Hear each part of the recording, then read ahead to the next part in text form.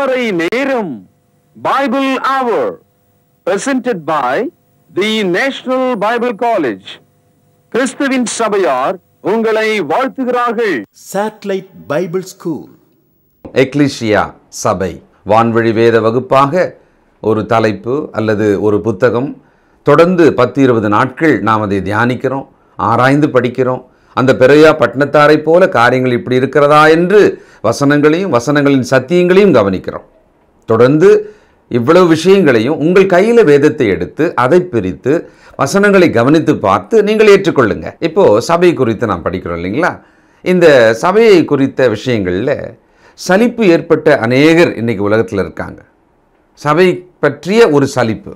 அதனால தான் இந்த காலத்தில் நாமும் இந்த சபையை பற்றி படிச்சுட்ருக்குறோம். சபை அப்படின்றது தேவன் மனுஷரை படைக்கிறதுக்கு முன்னால் உலகத்தை எல்லாம் படைச்சிட்டு மனுஷரை படைத்து அவங்க பாவம் செய்த பிறகு என்ன பண்ணலாம் அப்படின்னு கொஞ்சம் நேரம் யோசனை பண்ணி அதுக்கப்புறமா சரி போனால் போது தோட்டத்தை விட்டு தொத்திரும் இவங்கள இந்த மாதிரி அவ்வப்பொழுது சம்பவங்கள், அவ்வப்பொழுது மனித வரலாற்றில் திருப்பங்கள் நடந்தப்ப அவர் யோசனை பண்ணி செய்த அல்லது உருவாக்கினது அல்ல இந்த சபை என்பது. உலகத் தோற்றத்துக்கு முன்னாலேயே ஆண்டவர் இயேசு கிறிஸ்துவுக்குள்ளாக இப்படிப்பட்ட உலக ஜனங்கள் எல்லாருமே பாவ மன்னிப்பை பெற்றுக்கொண்டு மீட்கப்பட வேண்டும், ராஜ்யமாகிய சபையாக வேண்டும் என்பது தேவனுடைய திட்டம். ஆனால் இன்றைக்கி மனிதர்கள், நான் ஏற்கனவே சொன்னேன் இல்லைங்களா, ஒரு கனவு கண்டு மறுநாள் ஒரு சபையை தொடங்கிடுவாங்க. அவர்கள் ஏதோ இந்த உலகத்தில் தாங்கள் எதையாவது தொடங்கி பிழைக்கணும் வாழணும்னு நினைச்சு செய்கிறாங்க பாருங்களேன். அதுபோல் இன்றைக்கு சபைகளை ஆங்காங்கே தொடங்கிடுறாங்க. சொல்கிறதுக்கு ஒரு கஷ்டமாகவும் வெட்கமாகவும் தான் இருக்குது. வேத வசனங்களின் அடிப்படையில் நாம் சபையை கவனிக்கணும். இந்த ஒரே கிறிஸ்துவின் சரீரமான சபையானது காலகாலமாக ஆதியாகம புத்தகத்தின் ஆரம்ப பக்கத்திலிருந்தே தீர்க்க தரிசனமாக அறிவிக்கப்பட்ட ஒன்றுதான். அந்த அளவுக்கு இருக்கிற மிக நீண்ட தேவ திட்டத்தை நாம் புரிந்து கொள்ளாமல் காளான்களைப் போல புதிதாக சபையை தொடக்கவும் அதிலே இருக்கவும் நாம் விரும்பலாமா? யோசிங்க. இந்த நாளிலே நம்முடைய செய்தியாளர் தேசிய வேதாகம கல்லூரியினுடைய கல்வித்துறை தலைவர் டாக்டர் பீட்டர் சாலமன் ஐயா அவர்கள். வணக்கம் திருமறை நேர நேயர்களே. அற்புதமான இந்த புதிய நாளிலே வானத்திலே அட்டகாசமாக பறக்கிற பறவைகள் தேவனை நம்பி, அவருடைய ஆகாரத்தை நம்பி, அவர் கொடுக்கும் தண்ணீரை நம்பி அவைகள் பறப்பதையும் அவைகள் கூடுகளுக்கு திரும்புவதையும் அற்புதமான வகையில் அவைகள் பலுகி பெருகுவதையும் நாம் கண்டு வியக்கிறோம். நமது ஆண்டவர் சொன்னார், ஆகாயத்து பறவைகளை கவனித்து பாருங்கள், அவைகள் விதைக்கிறதும் இல்லை, அறுக்கிறதும் இல்லை, களஞ்சியங்களில் சேர்க்கிறதும் இல்லை, கவனியுங்கள், ஆகிலும் உங்கள் பரமபிதா அவைகளை பிழைப்பூட்டுகிறார். எவ்வளோ அற்புதமான ஒரு வார்த்தை. நாம் கவனிக்க வேண்டியவைகளை கவனிக்காமல் போனால் தேவனுடைய அற்புதமான கரத்தை இழந்து விடுவோம், கவனிக்க மறந்து விடுவோம். சகோதரர்களே, இந்த நாட்களில் ஒரு தொடராக எக்லிஷியா திருச்சபை என்ற தலைப்பில் இந்த பாடத்தை நாம் கேட்கிறோம். பொதுவாக இன்றைய மக்கள் மத்தியில் இந்த டெங்கு ஜுரம் போல மக்கள் பேசுகிற ஒரு பொதுவான வார்த்தை, இயேசு கிறிஸ்து பாவிகளை ரட்சிக்க வந்தாரே தவிர ஒரு சபை ஸ்தாபிக்க வரவில்லை. எவ்வளோ பயங்கரமான ஒரு குற்றச்சாட்டு, எவ்வளோ பயங்கரமான ஒரு பொய், பரிசுத்த ஆவிக்கு விரோதமான ஒரு வார்த்தை. இதை சபையில் உள்ள இளைஞர்கள் என்று பேசுகிறார்கள். புதிய ஏற்பாட்டு 27 புத்தகத்தில் முதல் 4 புத்தகங்கள் இயேசுவின் வாழ்க்கை வரலாறு, பின்பு வருகிற 23 புத்தகங்கள் சபையின் வரலாறு. கிறிஸ்துவும் சபையும் பிரிக்க முடியாத ஒன்றாக இருக்கிறது. சிலுவையில் மரித்த இயேசு மரித்தோழ்ந்து எழுந்ததனாலே கிறிஸ்து என்று அழைக்கப்படுகிறார். ஆகவே தான் நாம் அவரை இயேசு கிறிஸ்து என்று அழைக்கிறோம். அன்பான சகோதரர்களே, தேவன் தமது குமாரனாகிய கிறிஸ்துவின் மூலம் ஸ்தாபிக்க போகிற இந்த சபைக்காக உலக தோற்றத்துக்கு முன்பாகவே தேவன் தமது மனதிலே திட்டமிட்டிருந்தார். இந்த கருத்தை வெளிப்படுத்தல் 13ஆம் அதிகாரம் 8வது வசனத்திலே நீங்கள் வாசிக்கலாம். புதிய ஏற்பாட்டில் 345வது பக்கம். உலக தோற்றம் முதல் அடிக்கப்பட்ட ஆட்டுக்குட்டியினுடைய ஜீவ புத்தகத்தில் பேர் எழுதப்பட்டிராத குடிகள் யாவரும் அதை வணங்குவார்கள். இந்த வசனத்தில் உலக தோற்றம் முதல் அடிக்கப்பட்ட ஆட்டுக்குட்டி என்று ஒருவர் பேசப்பட்டிருக்கிறார். சகோதரர், இந்த நாளில் பழைய ஏற்பாட்டில் உலக தோற்றம் முதற்கொண்டு தேவன் மனிதனுக்காக இதை ஆயத்தமாக்கினார் என்ற ஒரு தகவலை நான் உங்களுக்கு சொல்ல இருக்கிறேன். நீங்கள் உங்கள் வேதாகமத்தில் ஆதியாகமம் 3ஆம் அதிகாரத்தை திருப்பிக் கொள்ளுங்கள். 15வது வசனம். உனக்கும் ஸ்திரீக்கும் உன் வித்துக்கும் அவள் வித்துக்கும் பகையை உண்டாக்குவேன். அவர் உன் தலையை நசுக்குவார், நீ அவர் குதிகாலை நசுக்குவாய் என்றார். இந்த வசனம்தான் சபையை கட்டும்படியான கிறிஸ்துவனுடைய வல்லமையும் அவருடைய மரணத்தையும் அவருடைய உயிர்த்தெழுதலையும் நமக்கு காண்பிக்கிறது. இந்த வசனமானது மனிதனை பாவத்துக்குள்ளாகவும் மரணத்துக்குள்ளாகவும் அனுப்பின சாத்தானுக்கு எதிராக சொல்லப்பட்டது. இயேசு கிறிஸ்து ஸ்திரீயின் வித்தாக வருகிறார். உலகத்தில் உள்ள எல்லா மனிதர்களும் ஆணின் வித்தின் மூலமாக பிறந்திருக்கிறோம். இன்றைக்கு உலகத்தில் 700 கோடி மக்கள் இருக்கிறார்கள். அனைவரும் ஆண் வித்தின் வழியாக பிறந்தவர்கள். ஆனால் தேவன் தமது குமாரனை, அதாவது உலகத்தின் பாவத்தை சுமந்து தீர்க்கிற தேவாட்டுக்குட்டியை ஸ்திரீயின் வித்தாக அனுப்பவிருக்கிறார். ஆனால் இந்த ஆட்டுக்குட்டி போன்ற சமாதான பிரபு அந்தகார பிரபுவாகிய பிசாசானவனுடைய தலையை நசுக்கிறவராகவும் இயேசு கிறிஸ்துவனுடைய குதிகாலை அவன் கடிக்கிறவனாகவும் இருப்பான். இது ஒரு வாக்குத்தத்தம். இது ஆரம்பம் முதலே மனிதனுக்காக திட்டமிடப்பட்டது. இப்பொழுது ஆதியாகமம் 12ஆம் அதிகாரம் 2-3 வசனங்கள். நான் உன்னை பெரிய ஜாதியாக்கி உன்னை ஆசீர்வதித்து உன் பேரை பெருமைப்படுத்துவேன். நீ ஆசீர்வாதமாயிருப்பாய். உன்னை ஆசீர்வதிக்கிறவர்களை ஆசீர்வதிப்பேன், உன்னை சபிக்கிறவர்களை சபிப்பேன். கவனியுங்கள், பூமியில் உள்ள வம்சங்கள் எல்லாம் உனக்குள் ஆசீர்வதிக்கப்படும் என்றார். சகோதரர்களே, இந்த வாக்குறுதியை ஆபிரகாமுக்கு தேவன் கொடுத்த போது அவனுக்கு பிள்ளை இல்லை. அவனுடைய மனைவி கர்ப்பம் செத்து போனவளாக இருக்கிறாள். அப்படியானால் ஆபிரகாமினுடைய குடும்பத்தை கொண்டு பூமியில் உள்ள எல்லா மனிதர்களையும் தேவனால் எப்படி ஆசீர்வதிக்கப்பட முடியும்? ஆனால் ஆசீர்வதிப்பேன் என்று ஆண்டவர் சொல்லியிருக்கிறார். அதாவது ஆபிரகாமினுடைய உடலில் பிறந்தவர்களை மட்டுமல்ல, உலகத்தில் உள்ள அனைத்து மக்களையும் ஆசீர்வதிப்பதாக சொல்லுகிறார். உங்களுக்கு தெரியும், பிற்காலத்திலே ஆபிரகாமுக்கு ஈசாக்கு பிறந்தான், ஈசாக்குக்கு யாக்கோபு பிறந்தான், யாக்கோபுக்கு 12 பிள்ளைகள் ஆண்கள் பிறந்தார்கள். அவர்களைத்தான் வேதாகமும் இஸ்ரவேலர்கள் என்று அழைக்கிறோம். இந்த இஸ்ரவேலர்கள் 12 பேரில் ஒருவனை கர்த்தர் தெரிந்து கொள்கிறார். இந்த தகவலை ஆதியாகமும் 49ஆம் அதிகாரம். இங்கே யாக்கோபு மரண படுக்கையில் தன்னுடைய 12 பிள்ளைகளை அழைத்து அவர்களை ஆசீர்வதிக்கிறார். அப்படி ஆசீர்வதிக்கும் போது ஆபிரகாமுக்கு சொல்லப்பட்ட அந்த வாக்குறுதி இந்த 12 பிள்ளைகளில் யூதா என்பவனுக்கு வருகிறது. இதை நீங்கள் 49:10 பழைய ஏற்பாட்டில் 67வது பக்கம். சமாதான கர்த்தர் வருமளவும், கவனியுங்கள், செங்கோல் யூதாவை விட்டு நீங்குவதும் இல்லை, நியாயப்பிரமாணிகன் அவர் பாதங்களை விட்டு ஒழிவதும் இல்லை, ஜனங்கள் அவரிடத்திலே சேருவார்கள். இந்த தீர்க்க தரிசனத்தில் யூத கோத்திரம் ஒரு ராஜ கோத்திரமாக மாறும். அந்த கோத்திரத்தில் அரசர்கள் வருவதால் அவர்கள் கையில் செங்கோல் இருக்கும், நியாயம் இருக்கும். இது எப்பொழுது நடக்கும்?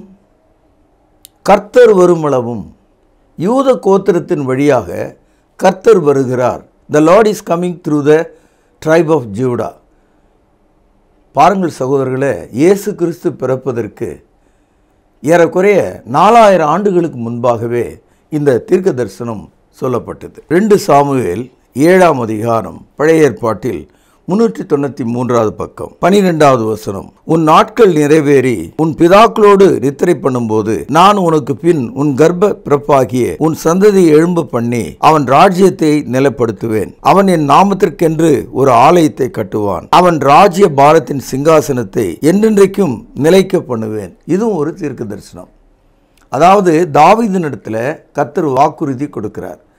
உன்னுடைய கர்ப்பத்தின் வழியாக பிறக்கிற ஒருவன் எனக்கு ஆலயத்தை கட்டுவான்.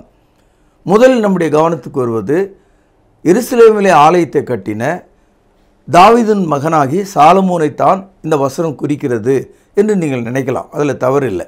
ஆனால் இந்த வசனத்தை உன்னிப்பாக நீங்கள் கவனித்தால் அந்த ஆலயம், அந்த ராஜ்யம் எப்போதும் நிலைத்திருக்கும் என்று சொல்கிறார்.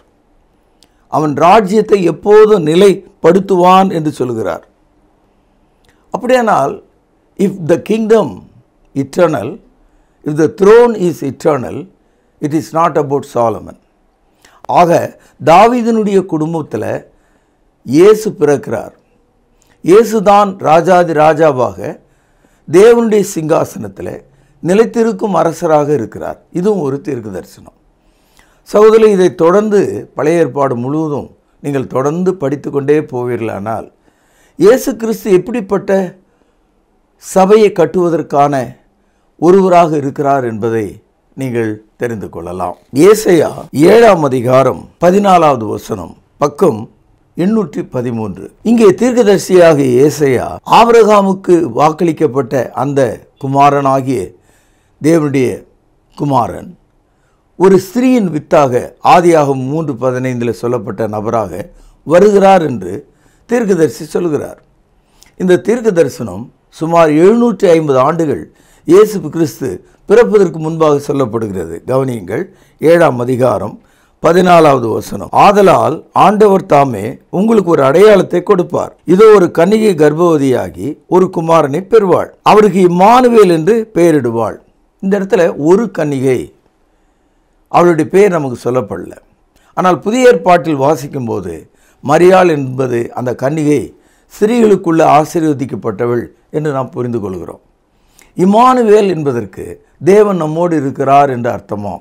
ஏசாயா 9ஆம் அதிகாரம் 6வது வசனம், பக்கம் பழைய ஏற்பாட்டில் 815. நமக்கு ஒரு பாலகன் பிறந்தார், நமக்கு ஒரு குமாரன் கொடுக்கப்பட்டார், கர்த்தத்துவம் அவர் தோளின் மேல் இருக்கும். அவர் நாமம் அதிசயமானவர், ஆலோசனை கர்த்தர், வல்லமை உள்ள தேவன், நித்திய பிதா, சமாதான பிரபு எனப்படும்.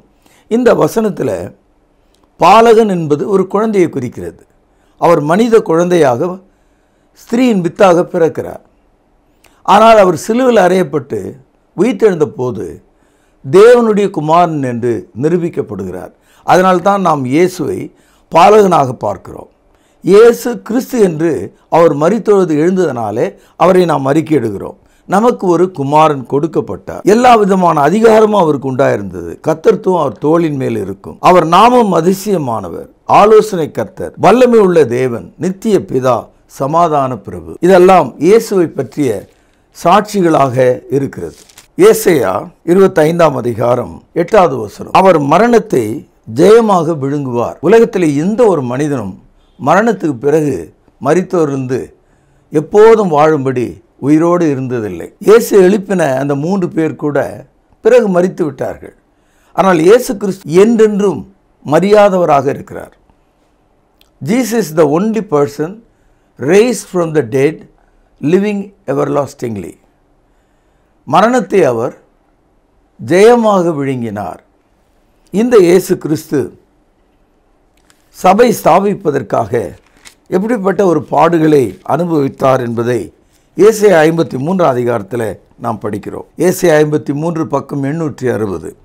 நம்முடைய மீறுதல்கள் நிமித்தம் அவர் காயப்பட்டு நம்முடைய அக்கிரமங்கள் நிமித்தம் அவர் நொறுக்கப்பட்டார். நமக்கு சமாதானத்தை உண்டு பண்ணும் ஆக்கினை அவர் மேல் வந்தது, அவருடைய தழும்புகளாலே குணமானோம். நாம் எல்லாரும் ஆடுகளைப் போல வழி தப்பி திரிந்து அவனவன் தன் வழியிலே போனோம். கர்த்தரோ நம் எல்லாருடைய அக்கிரமத்தையும் அவர் மேல் விழப்பண்ணினார். இயேசு கிறிஸ்து திருச்சபையை பெறுவதற்காக, உங்களுக்காக அந்த சபையை வழங்குவதற்காக சிலுவையில் மரித்தார் என்று நாம் பார்க்கிறோம். அது மாத்திரமல்ல, அவரை சிலுவையில் அறையும் போது துன்மார்க்கரோடு அவரை அறைந்தார்கள் என்ற ஒரு தகவலை ஏசாயா 53 அதிகாரம் 9வது வசனத்திலே வாசிக்கிறோம். துன்மார்க்கரோடு அவருடைய பிரேத குழியை நியமித்தார்கள். ஆனால் அவர் மரித்த போது ஐஸ்வர்யவானோடு இருந்தார். அவர் கொடுமை செய்யவில்லை, அவர் வாயில் வஞ்சனை இருந்ததும் இல்லை. இயேசு சிலுவையில் மரித்த போது அக்கிரமக்காரருக்கு நடுவிலே அவர் மரித்தார். அவரை அடக்கம் செய்யும்போது அது ஒரு ஐஸ்வர்யவானுடைய கல்லறையாக இருந்தது. இதெல்லாம் தீர்க்க தரிசனங்கள். பழைய ஏற்பாடு முழுவதும் இப்பொழுது நான் வாசித்து காண்பித்த தீர்க்க தரிசனங்களைப் போல ஏறக்குறைய 300 தீர்க்க தரிசனங்கள் இயேசு கிறிஸ்து சபையை ஸ்தாபிப்பதற்காக, மனிதர்களை ரட்சிப்பதற்காக அவர் வருகிறார் என்ற தகவல் ஒவ்வொன்றாக பேசப்பட்டிருக்கிறது. நேரமின்மை காரணமாக எல்லாவற்றையும் என்னால் எடுத்து உங்களுக்கு காண்பிக்க முடியவில்லை.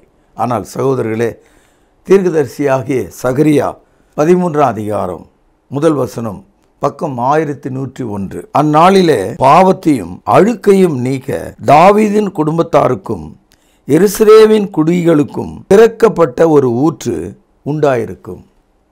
எல்லா ஜனங்களுக்காக, பாவங்களை மன்னிப்பதற்காக எப்படி ஒரு ஊற்றிலே தண்ணீர் தொடர்ந்து நித்திய காலமாய் ஒழுகி கொண்டிருக்கிறதோ அவ்விதமாக மனம் திரும்புகிற பாவியாகிய மனிதனுக்காக இயேசு எப்பொழுதும் சிந்திய இரத்தம் அவனுக்கு ஒரு ஊற்றை போல் இருக்கிறது.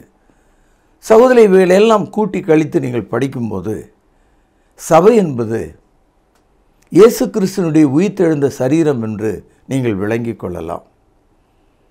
இவைகள் தீர்க்க தரிசனமாக இருந்து அது நிறைவேறினதையும் கண்டு ஆச்சரியப்படலாம். லூக்கா எழுதிய சுவிசேஷம் 24ஆம் அதிகாரம் 26 முதல் சில வசனங்களை வாசிக்கிறேன், கவனியுங்கள். கிறிஸ்து விதமாக பாடுபடவும் தமது மகிமையிலே பிரவேசிக்கவும் வேண்டியதில்லையா என்று சொல்லி, கவனியுங்கள், மோசே முதலிய சகல தீர்க்கதரிசிகளும் எழுதின வேத வாக்கியங்கள் எல்லாவற்றிலும் தம்மை குறித்து சொல்லியவைகளை அவர்களுக்கு விவரித்து காண்பித்தார். ஒரு கால் நீங்கள் நினைக்கலாம், ஐயா பிரசங்கம் செய்வார் என்று பார்த்தால் பைபிளிலிருந்து நிறைய வசனங்கள் எடுத்து காண்பிக்கிறாரு. அந்த வசனங்கள் யாரை பற்றியது? அந்த வசனங்கள் எப்பொழுது சொல்லப்பட்டது? ஏறக்குறைய 4000 ஆண்டுகளாக சொல்லப்பட்ட வசனங்கள் அவைகள் எல்லாம் இயேசு சொல்கிறார் என்னை பற்றியவைகள். அந்த தீர்க்க தரிசனங்கள் எனக்குள் நிறைவேறி இருக்கிறது. Every prophecies are fulfilled in Christ. தீர்க்க தரிசனம் என்று சொன்னாலே நிறைவேற வேண்டும். நிறைவேறவில்லை என்றால் அது தீர்க்க தரிசனம் இல்லை. லூக்கா 24ஆம் அதிகாரம் 44வது வசனம், அவர்களை நோக்கி, மோசேயினுடைய நியாயப்பிரமாணத்திலும் தீர்க்கதரிசிகளின் ஆகமங்களிலும் சங்கீதங்களிலும் என்னை குறித்து எழுதியிருக்கிறவைகள் எல்லாம் நிறைவேற வேண்டியதென்று நான் உங்களோடு இருந்தபோது உங்களுக்கு சொல்லி கொண்டு வந்த விசேஷங்கள் இவைகளே என்றார். அப்பொழுது வேத வாக்கியங்களை அறிந்து கொள்ளும்படி அவளுடைய மனதை அவர்களை திறந்து அவர்களை நோக்கி, எழுதியிருக்கிறபடி கிறிஸ்து பாடுபடவும் 3ஆம் நாளில் மரித்தோர்ந்து எழுந்திருக்கவும் வேண்டியதாயிருந்தது. அன்றியும் மனம் திரும்புதலும் பாவ மன்னிப்பும், கவனிங்கள், எருசலேம் தொடங்கி சகல தேசத்தாருக்கும் அவருடைய நாமத்தினாலே பிரசங்கிக்கப்படவும் வேண்டியது. சகோதரி, இந்த வசன பகுதியெல்லாம் அப்படியே அடிக்கோடு இட்டுக் கொள்ளுங்கள். அதாவது லூக்கா 24ஆம் அதிகாரம் இயேசுனுடைய உயிர்த்தெழுதலுக்கு பிறகு இயேசு பரமேறுவதற்கு முன்பாக தமது சீஷனிடத்தில் பேசின வசனங்கள் இவைகள். இந்த வசனத்தில் இயேசு என்ன சொல்லுகிறார்? நீங்கள் நினைவு கூறுங்கள், அதை புரிந்து கொள்ளுங்கள். பழைய ஏற்பாடு முழுவதும் பேசப்பட்ட நபர் நான் தான். அவைகள் எனக்குள் நிறைவேறி இருக்கிறது. அது மாத்திரமல்ல, இந்த நல்ல செய்தி, இந்த இயேசுவை பற்றிய இந்த பிரகடனம் உலகத்தார் யாவருக்கும் மனம் திரும்புதலுக்காக ஜனங்களுக்கு நீங்கள் போய் சொல்லணும். கிறிஸ்து பாவிலே ரட்சிக்க வந்தார், சபையை ஸ்தாபிக்க வரவில்லை என்ற இந்த கருத்து பயங்கரமாக அடிபடுகிறது. காரணம், கிறிஸ்துவனுடைய மரணத்துக்கு பிறகு வந்த உயிர்த்தெழுதல் ஒரு பிரசங்கமாக உலகத்தார் முழுவதுக்கும் சொல்லப்பட வேண்டும். பாருங்கள் 47வது வசனம், அன்றியும் மனம் திரும்புதலும் பாவ மன்னிப்பும் எருசலேம் தொடங்கி சகல தேசத்தாருக்கும் அவருடைய நாமத்தினாலே பிரசங்கிக்கப்படவும் வேண்டியது. நீங்கள் இவைகளுக்கு சாட்சிகளாக இருக்கிறீர்கள். இந்த அப்போஸ்தலர்கள் தான் உலகம் முழுவதும், அதாவது 33வது ஆண்டுக்கு பிறகு இந்த நற்செய்தியை சொன்னார்கள். இந்த வரலாற்றை தான் அப்போஸ்தலர் நடபடிகளிலிருந்து வெளிப்படுத்தல் வரைக்கும் நாம் படிக்கிறோம். இவைகள் தான் சபைகளை உருவாக்குவதற்கு காரணமாக அமைந்தது. அன்பு சகோதரர்களே, இத்தனை விஷயங்களையும் ஒரு பெரிய பூசணிக்காயை சாப்பாட்டில் வைத்து யாராவது மறைக்க முடியுமா?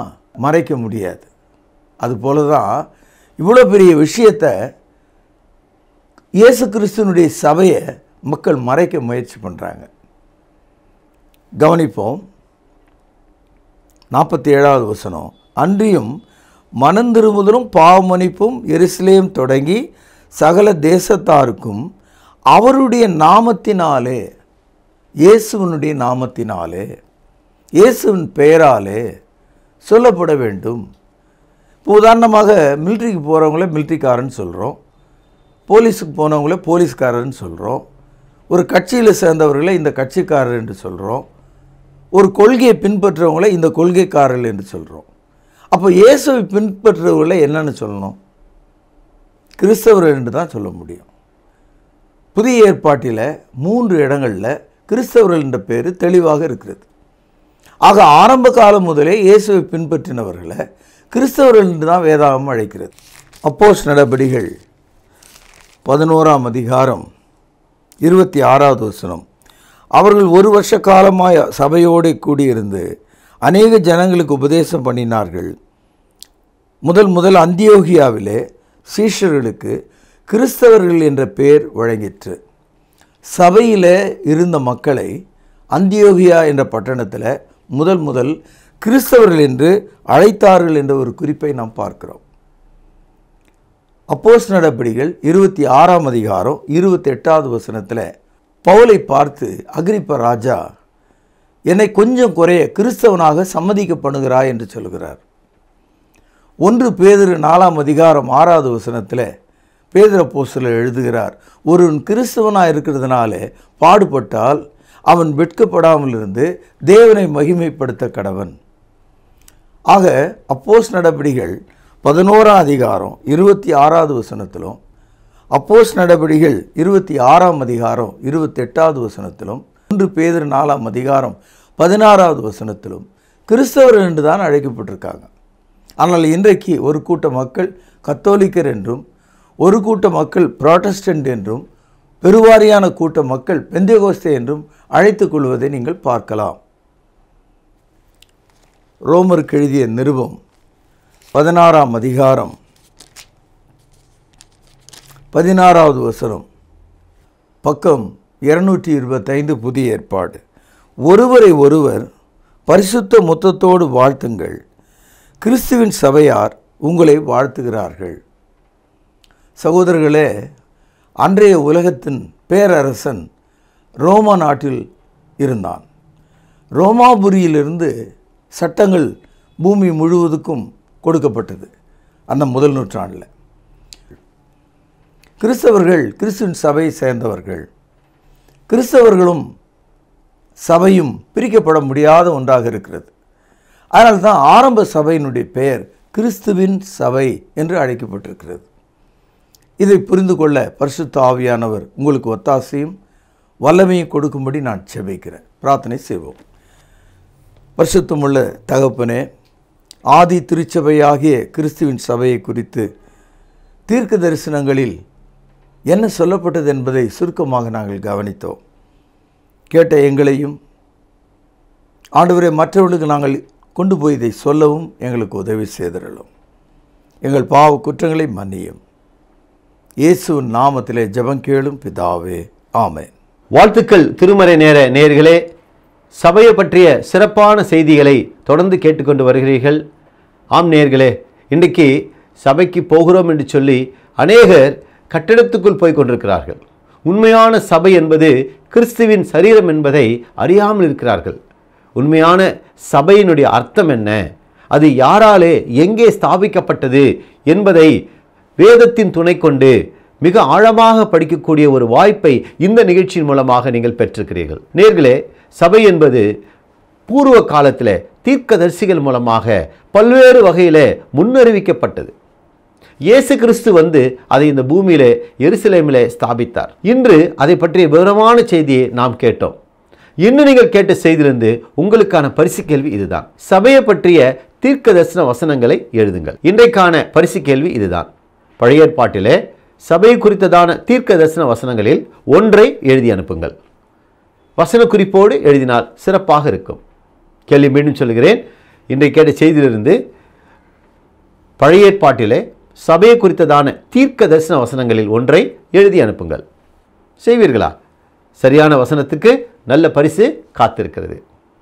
இறை இயல் இலக்கணம், வேர்வை சக்தி, கிறிஸ்துவின் சபை, பெற்றுக்கொள்ளத்தக்கதாக ஜெபம் பண்ண வேண்டிய விதமாவது போன்ற புத்தகங்கள் ஆவிக்குரிய வளர்ச்சிக்காக தேவைப்படுவோர் வாங்கி படியுங்கள். இந்த நிகழ்ச்சிகள் யூடியூப்ல அப்லோட் செய்யப்படுகிறபடினால் உலகத்தின் எந்த மூலையில் இருந்தாலும் ஆண்ட்ராய்டு ஃபோன் மூலமாக இதை நீங்கள் பார்க்கலாம்.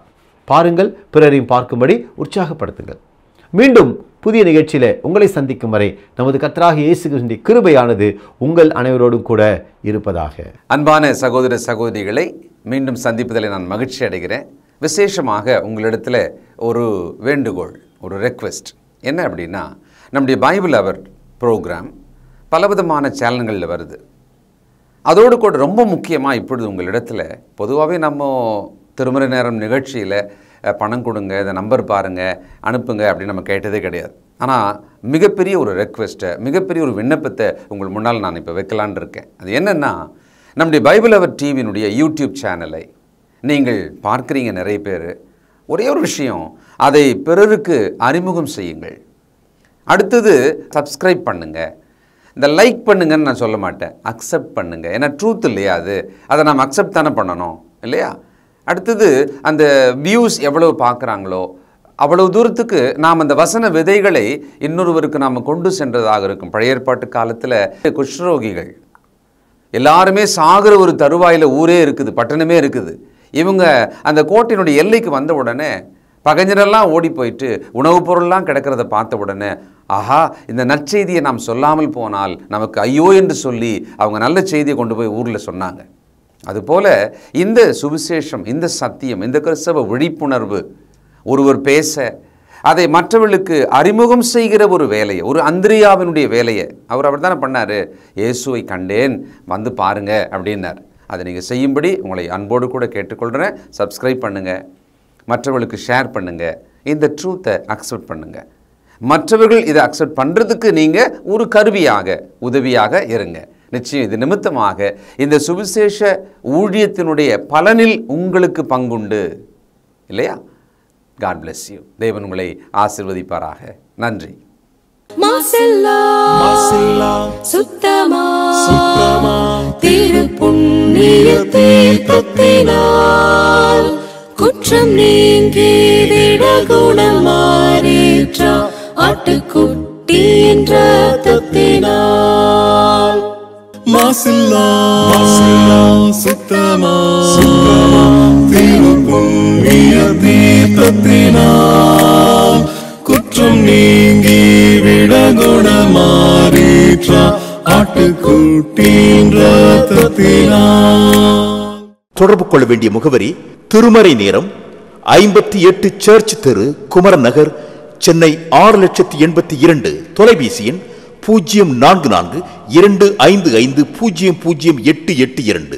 செல்போன் 938550. அன்பானவர்களே, புதிய ஏற்பாட்டு தொழுகைக்கு திரும்புங்கள். இடம் YMCA வளாகம், ஹைகோர்ட் எதிரில், பிரதி ஞாயிறு காலை 11 மணி அளவில் அன்புடன் அழைக்கிறோம். Come and worship with us every Sunday at 11 AM, YMCA Hall, opposite High Court, Parish Corner. கர்த்தாவே, தேவர்களில் உமக்கு பானவர் யார்? வானத்திலும் பூமியிலும் உமக்கு பானவர் யார்? உமக்கு பானவர் யார்? உமக்கு பானவர் யார்? வானத்திலும் பூமியிலும் உமக்கு பானவர் யார்? வானத்திலும் பூமியிலும் உமக்கு பானவர் யார்? தொடர்பு கொள்ள வேண்டிய முகவரி திருமறை நேரம் 58 சர்ச் தெரு குமரன் நகர் சென்னை 6,82,000. தொலைபேசி எண் 044255008882. செல்போன் 9385500882.